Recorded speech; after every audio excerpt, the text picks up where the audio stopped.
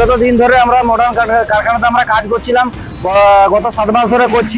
এত নিরীহ মানুষ দেখতে পাচ্ছ আমাদেরকে, আমরা এখন হতভম্ব হয়ে গেছি যে আমরা এরপর আগামী দিনগুলো আমাদের কাটবে। আমাদের রুজি রুটি চলছিল, আমাদের মেয়ে ছেলেদের স্কুলের যে খরচা সেখান থেকে আমরা এখান থেকে দিতাম, আমাদের ঘরে যে বয়স্ক বাবা মারা আছে তাদের হাতে দুটি অন্ন তুলে দিতাম। তো এগুলো আজকে আমরা সত্যি মানে বিরাট দুঃখিত।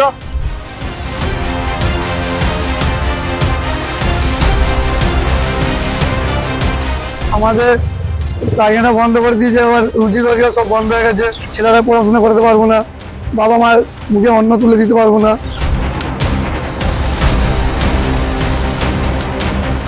তৃণমূলের সরকারে যেসব শিল্প চলে সেই শিল্পর মধ্যে এই শিল্প কিন্তু এটা প্রতি পড়ে।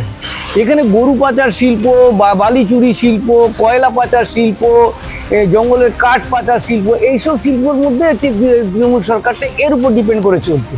তাই এইসব শিল্প বন্ধ হয়ে যাবে স্বাভাবিক, কারণ এখানে মানুষ যে স্বচ্ছভাবে করে খাবে তার তো জায়গা এখানে নেই। একটা দুর্নীতিযুক্ত সরকারের কাছে আপনি সবসময় কী আশা করেন যে মানুষকে সবসময় বিপদে চালিত করেন? তাহলে আপনি বলুন যে একটা শিল্প কোনো রকমে চালু করেছিল, তারা আশা করেছিল যে এখানে রাজ্য সরকার তাদেরকে সাহায্য করবে। কয়েক হাজার পরিবার যে বেকার হয়ে গেল, তারা যাবে কোথায়?